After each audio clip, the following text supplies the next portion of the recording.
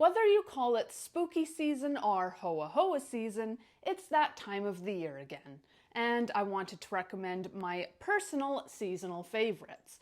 I've read many books suitable for the fall, but out of all of them, these are the novels I have to share. A mix of spooky and cozy, classic and new, I wanted to curate a list for both horror fans and those just looking to snuggle with a warm drink and wholesome vibes.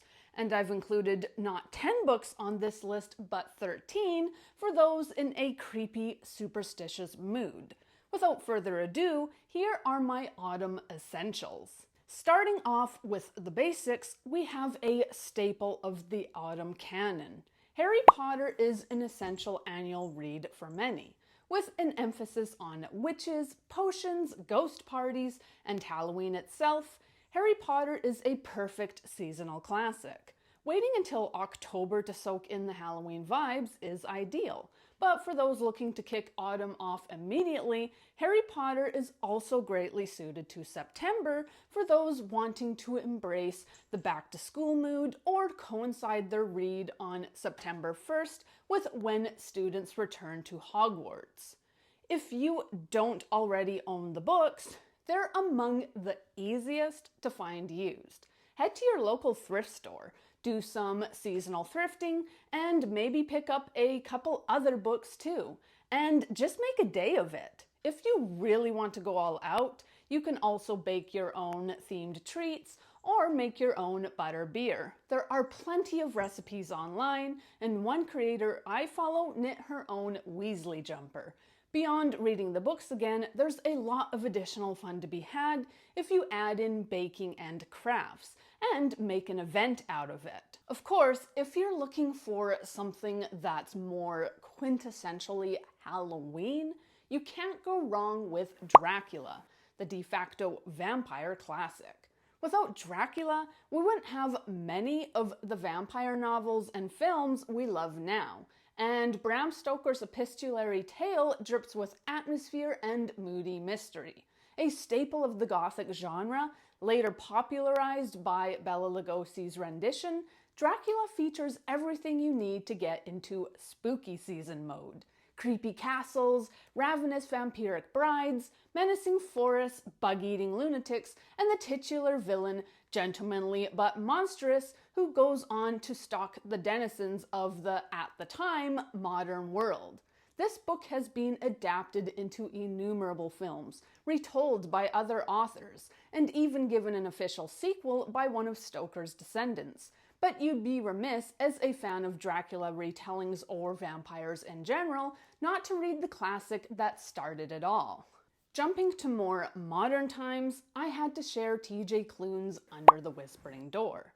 If you're looking for something less scary and more wholesome, I can't recommend this enough. A recent discovery for me, this book has the proud distinction of being one of few to make me cry. It has its spooky moments, being a ghost story, but it's also a story of grief, friendship, and love, culminating in a tender romance between a ghost, Wallace, and the man meant to facilitate his passing, Hugo, who acts as a ferryman, ushering the dead onto the next phase. This book is cozy, unnerving, heartfelt, funny, and tragic, and I can't recommend it enough. Everyone praises House in the Cerulean Sea, and deservedly so in my opinion. But I don't see enough people praising this novel, especially during spooky season, making it, for me at least, an underrated gem. For those looking for more autumn than spooky, you can't go wrong with Tolkien's The Lord of the Rings. Though it's technically a separate novel, I include The Hobbit in this recommendation too. If you're planning a Lord of the Rings marathon, I recommend reading The Hobbit first, before moving on to the series. Though good for the whole autumn season, being equal parts cozy and autumnal, Lord of the Rings can be started on September 22nd, which happens to be the birthday shared between Bilbo and Frodo. Officially dubbed Hobbit Day, September 22nd tends to feature one of the scenes readers remember best, that of Bilbo's massive party, during which nearly the whole of the Shire show up, gathering with good food and bright lights before the aptly named party tree. When people call Lord of the Rings cozy, this is one of the first scenes that springs to mind. But the books can be enjoyed any time during autumn, be it September, October, or November, especially for those looking for something seasonal that's not too scary. Many people recommend Dracula or Frankenstein, and deservedly so, but I don't see enough people praise another Gothic classic, The Picture of Dorian Gray. Dripping with tension and a moody Victorian atmosphere, we follow the titular Dorian as he commits increasingly vile acts, only for the ill effects of his debauchery to be transmitted to a portrait of himself, rather than the real person. Moreover, the painting ages in Dorian's stead too, but begins to haunt Dorian as it becomes disfigured and hideous. Dorian's hidden and dirty secret, the shame becomes too great, and the story ends explosively. Without going into spoilers, there's violence involved, and this moral warning, with its blessing turned curse, should be quintessential reading for those looking to dive into the Gothic this season. I couldn't make a list of books to read in the fall without including Stephen King, but I wanted to change it up a bit and recommend one of his less scary books, The Eyes of the Dragon. Any one of King's books would be perfect for Halloween. Classics like Carrie, It, The Shining, or Christine are great starting points. But for readers who aren't ready for intense horror, but who are nevertheless curious about King, The Eyes of the Dragon is a suitable introduction. Though there can be an unsettling undertone, The Eyes of the Dragon leans more into the fantasy than the horror. King has written plenty of fantasy novels before, foremost among them being his Dark Tower series and more recently Fairy Tale. But this novel feels closer to a classic medieval tale with castles, conniving royal relatives, and the skull of a deceased dragon through which one might spy. This book is just magical, a timeless dark fairy tale, and ideal for those who want to read Stephen King while still being able to shut off the lights. Twilight is no literary masterpiece, but it is a staple for many during the fall. We have the term Hoa Hoa season thanks to Twilight, with the song Eyes on Fire being popularized by the film, and Forks with its constant cloud cover, densely green forests, and drippy atmosphere feeling like a character unto itself, sporting an aesthetic that screams autumn. We follow the love story between the human Bella and the vampire Edward, with the early book in particular crackling with unrequited desire. While not a Pulitzer winner by any means, Twilight has all the fall vibes, featuring moody weather and an undercurrent of angst, and it's one of my personal favorites to return to. In a previous video, I even made the argument that Twilight should be considered a Gothic novel, with Meyer taking inspiration from the likes of Wuthering Heights. If nothing else does it for you, Twilight's slow pace and casual writing style actually make it quite cozy on a rainy day. If you don't want to deal with high stakes or the horror genre, Twilight offers a comforting escape while still including staples of the Halloween season like vampires and werewolves, to say nothing of its Gothic influences. Of course, if it's the Gothic you're after, few books can compare with Mary Shelley's iconic Frankenstein. To be clear, Frankenstein is the name of the scientist who creates the monster, only to recoil in horror at what he's done and abandon his creation to its own devices. While the story is moody and creepy, it's also a tragedy. I always felt sorry for the monster, who was left without a guide and then demonized. When the creature escapes, Frankenstein attempts to track him down, only to be cornered by the monster, who demands that the scientist create a mate for him. This moment in itself is tragic, speaking to the monster's loneliness as he tries to navigate a world to which he doesn't belong. As with Dracula, Frankenstein has an iconic film adaptation, but the source material is worth returning to, especially given the liberties the filmmakers took. Despite being a relatively short novel, Shelley's classic packs a punch. It's beautifully written, telling a fully realized story within a condensed page count, and it grapples with powerful themes of responsibility, loneliness, othering, and what we should or shouldn't do. The biggest takeaway being that just because we can do something doesn't mean we should. The novel asks us to approach technological advances with caution, to maintain certain ethics in our quest for knowledge, and to consider how we treat others who are different, and the fallout when we force someone into the role of a monster. Famously written as a challenge following a writer's party, Shelley's novel endures, and you must read it if you haven't already. Few capture the Halloween spirit better than Angela Carter. Her descriptions are vivid, graphic, and hauntingly beautiful. Her prose has a life of its own, leaping off the page. I know there's a case to be made against purple prose, and Carter's writing is very purple, but I personally adore her style, and her descriptions bring her stories to life in a way few other authors can for me. I'm able to picture her scenes so clearly, and you're meant to chew on the scenery when you engage with her work. The Bloody Chamber is a collection of short stories, dark fairy tales with a feminist twist, which can, nevertheless, as the title suggests, be very bloody. She's the only author I know who can make blood and carnage aesthetically pleasing. And this is reflected in the film adaptation, In the Company of Wolves, which I also recommend. At the time of recording this, In the Company of Wolves is available on Prime, so do yourself a favor and watch it now. Many fairy tales end tragically for their heroines, with the tale of Blearbeard and his murdered wives being foremost among the retellings here.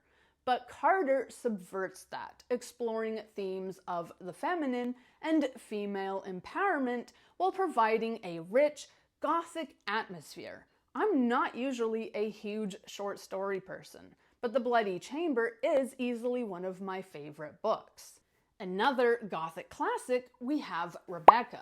Though this novel isn't supernatural, it still feels like a ghost story in the figurative sense. When Maxim de Winter remarries, his new wife, our unnamed protagonist, struggles to make a life for herself within Rebecca's shadow. Rebecca, being Maxim's first wife, is dead when the story begins, and yet she manages to be one of the most memorable characters. Kept alive by those she's left behind, we gradually learn who Rebecca was, as well as who she wasn't. Featuring gothic twists and dark reveals, Rebecca is written much in the vein of a Bronte novel, Daphne du Maurier giving us imperfect characters who make drastic choices. The novel should be read for its opening alone, which is steeped in gothic imagery. But the whole book is a tension-filled journey where unspoken truths form an unsettling undercurrent. Most recommend Shirley Jackson for her classic, The Haunting of Hill House. But for me, We Have Always Lived in the Castle is the superior book.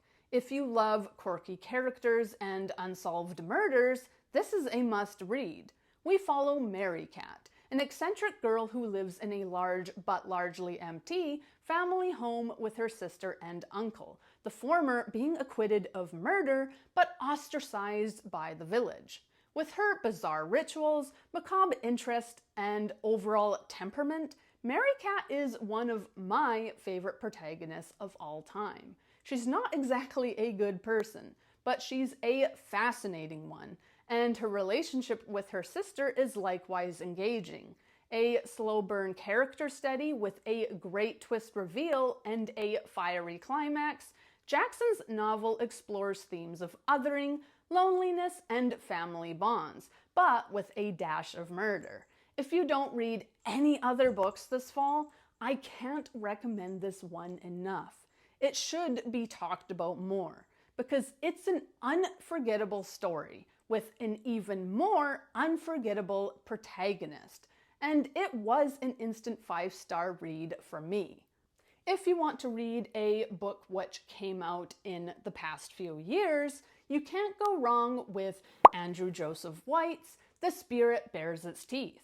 All of White's novels are perfect for Halloween, with the author writing about ghosts, demons, and most recently, aliens. But I was immediately attracted to this novel, given its Victorian trappings. When it comes to Gothic horror, you can't beat the Victorian times. Our protagonist, Silas, being different in a time when being different got you sent to an asylum, is sent away to a reform school for girls. Deep down, he knows he's a boy, but the world will only ever see him as another girl to be married off. And his gender nonconformity is but one part of his personality, pathologized and then demonized by a domineering society. Arriving at the school, Silas, using his abilities to commune with the dead, connects with the ghosts of former residents. Struggling to survive, Silas slowly uncovers the grisly truth about Braxton's, unraveling a murder plot built on misogyny and othering. This book is filled with grisly descriptions, macabre scenes, and slimy medical terms, making it perfect for Halloween, and that's before you get to the literal ghosts. Tortured spirits crying out for the truth to be revealed. There's murder, blood, and corpses. So this book isn't for the squeamish, and if I had to describe it in the simplest terms, White's story for me felt like Jane Eyre meets Crimson Peak. Speaking of Jane Eyre, I had to include this Gothic classic on my list. Everyone recommends Emily's Wuthering Heights, but Charlotte's Jane Eyre is no less atmospheric, and I'd argue it's the richer of the two stories, though they're both incredibly well written, with deep characters and winding plots. We follow Jane from childhood to her adulthood as a governess, but the story we know and love kicks off when she arrives at the home of her new employer, Mr. Rochester. Jane is one of my favorite heroines. And if her inner world is affecting now, giving us a glimpse into her loneliness and sense of entrapment, you can imagine how powerful the book was during its release, when few women were given a voice. Jane gives them that voice, revealing that women are every bit as complex and feeling as men. Women, like men, have dreams, desires, fears, and traumas.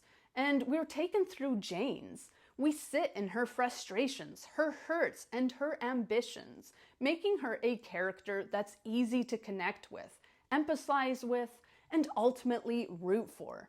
The better part of the story takes place at Rochester's home, a large manor steeped in the Gothic. We have a heroine who's more or less trapped in a massive and moody home with a mercurial man. Strange sounds are heard, especially at night, and Rochester is a man of secrets.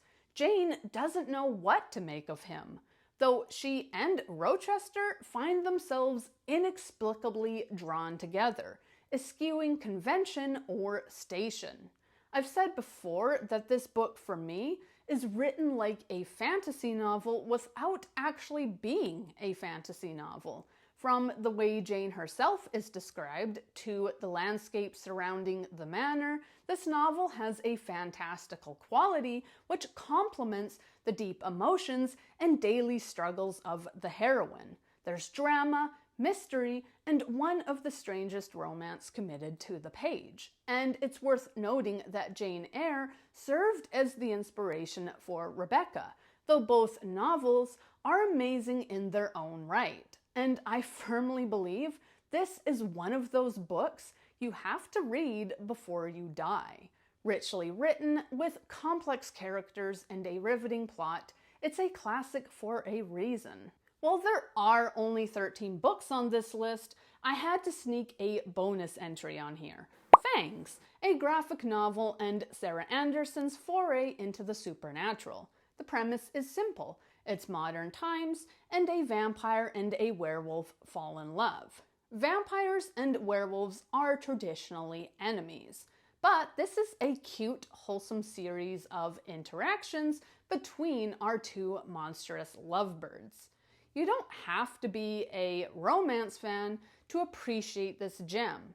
It's short and sweet, easily read in a single sitting, but that makes it perfect to reread and reread again during this season or the next.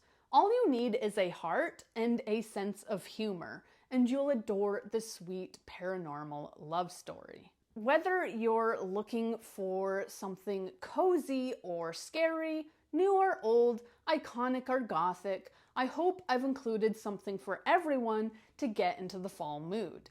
This list is by no means exhaustive, and there are many honorable mentions, like Ava Reed's Juniper and Thorn or Anne Rice's Interview with a Vampire, I'd have loved to include. But I wanted to keep this list like Fangs, short and sweet and easy to consume in one sitting. Let me know what your favorite fall or Halloween books are, and drop me some recommendations. If you want to hear about more seasonal reads, click my fall TBR on the right. As always, thank you for watching, and happy reading!